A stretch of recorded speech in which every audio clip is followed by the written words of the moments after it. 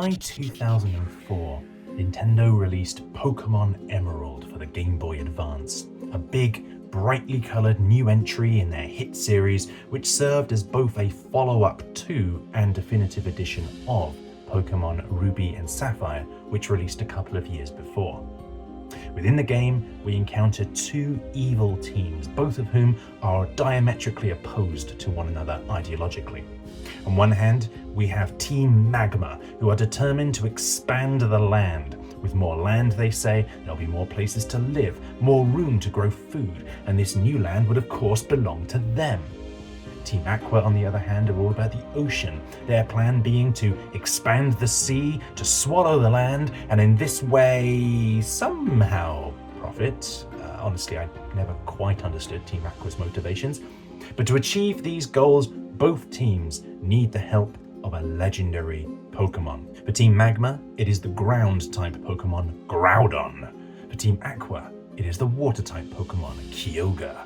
However, no sooner have these two Pokémon been summoned than it turns out that they have no intention of playing along, and they immediately start fighting one another.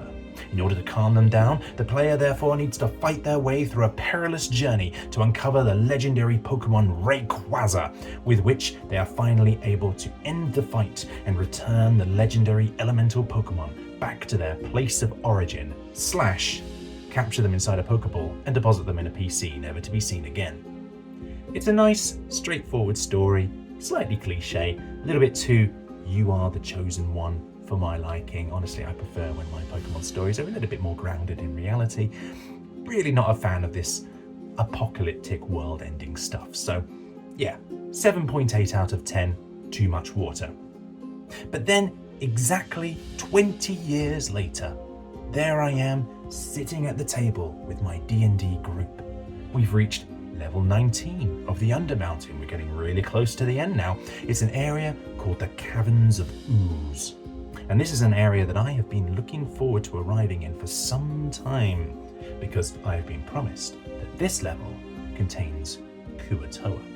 And long-term viewers will know that Kuo-toa are my character's people. Well, colour me surprised, but this level is Pokémon Emerald.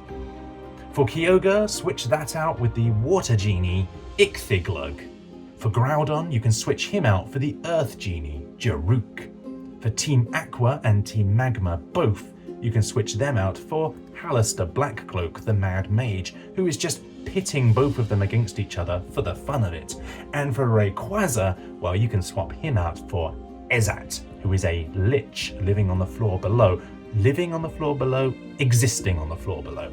Halaster has told the two genies that whoever can uncover the Lich's phylactery will be allowed to return to their elemental plane of origin, with the other one being cursed to remain in the Undermountain / the player's PC for all eternity. Which of course might mean long-term issues for this level of the Undermountain in terms of too much water or too much land, but that's for later us to worry about. And so you will not be surprised to hear that both genies, upon learning of the party's arrival on this level, were quite invested in getting us on board to help mediate their little feud. Honestly, it's nice to be wanted for once.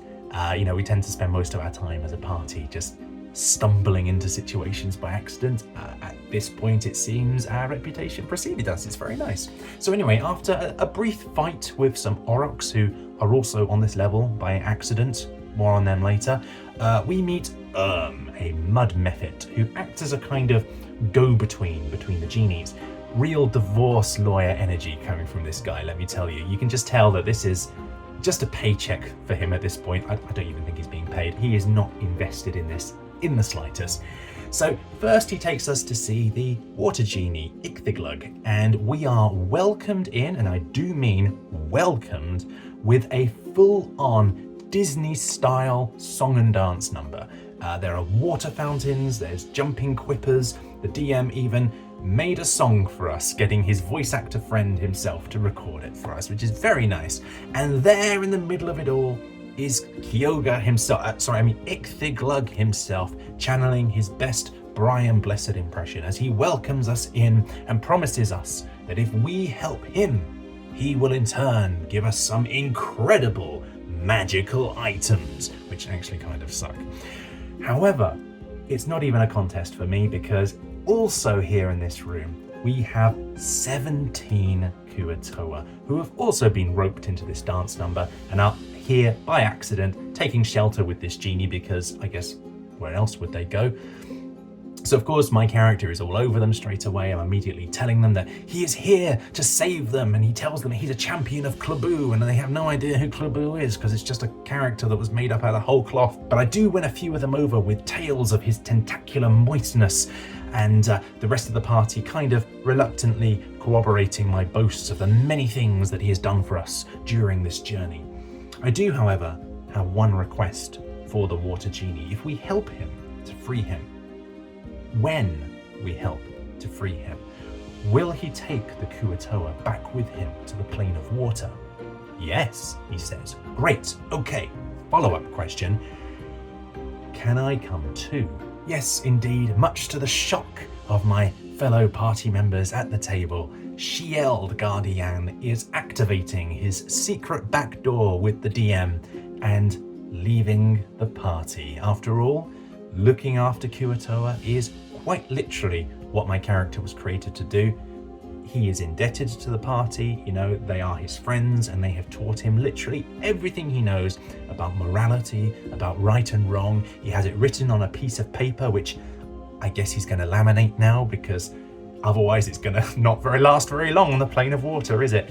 They've taught him everything he knows about such alien concepts as being insightful, not immediately killing everything the moment you see it, and talking your way out of problems. But now it is time to take those lessons and apply them to the people that he was created to serve. Now, considering that my warlock patron is actually Hallister Blackcloak in disguise, I am very interested to see how all of this plays out, but that's for the DM to decide. But for now, this is my character kind of leaving on his own terms. But also, Genie, do you perchance know the wish spell? Yes, says the Genie. No, says the DM. If we free you, Genie, Kyoga, Ichthyoglug, do you think you could grant wish to the party? Sure, he says. No, says the DM. And so our task is set. My character has now chosen a side in this war between these Pokemon genies. We might as well go with the Mud Mephit to visit Jaruk, the Earth Genie. I mean, what else have we got to lose? But honestly, it's not even a question of who we're going to help at this point. Jaruk is obviously evil. I mean, legitimately, he is of evil alignment. He also greets us with a Disney song and dance number. His one has Medusa heads and sand and stuff, but it doesn't have Kuatoa, so I ain't interested. Now, this level of the Undermountain, as I've already mentioned, is called the Caverns of Ooze. It is called that for a reason. The plane of Ooze canonically sits at the intersection between the plane of water and the plane of earth, and where those two planes meet, you have an awful lot of ooze, and so as you can imagine, there's an awful lot of ooze here, rivers of the stuff even, and there, stuck smack bang in the middle of that river of ooze, there is a Spelljammer vessel called the Scavenger, which is also here, sucked into this plane by accident. Those Aurochs that we found earlier, well, they were once its crew. The ship can't travel anymore because its central control thingy, and yes, that is its technical term, deal with it, is missing. And the captain is a mind flayer who may or may not have actually turned on his crew, forcing them to kind of run away. Now, fortunately, when we killed those Aurochs earlier, I absorbed one of their souls into my soul cage, and so using that, I was able to get a good look around the Spelljammer vessel using its Arcane Eye feature, and we asked it some questions, we got some answers about the place, and we also made contact during this time with a creature on board the vessel who seems to be trapped somewhere inside and is obsessed with walnuts and hazelnuts. Now, I have no idea who this creature is, other than the fact that I'm pretty sure that it is the entity that Shield spoke to the last time that he cast Contact Other Plane. That's me being sure of that, by the way. Shield is clueless, as always. And so, armed with all of this knowledge, we are now ready as a party to assault this vessel and see what's going on inside, and then perhaps go down to the next level, take on a lich, take its phylactery, and get out of Dodge. So fun times lie ahead, and I am very keen to see how all of this plays out, so I can give my character Shield, who is this joke character that I created out of random bits of lore taken from the campaign itself, I can give him a nice send-off. And then comes my backup character. But in the meantime, if you have enjoyed this video, please do consider doing the usual YouTube pleasantries, like, subscribe, comment, all of that good stuff. There'll be another one of these videos in 2 weeks' time where we'll see how all of this plays out. In the meantime, take care.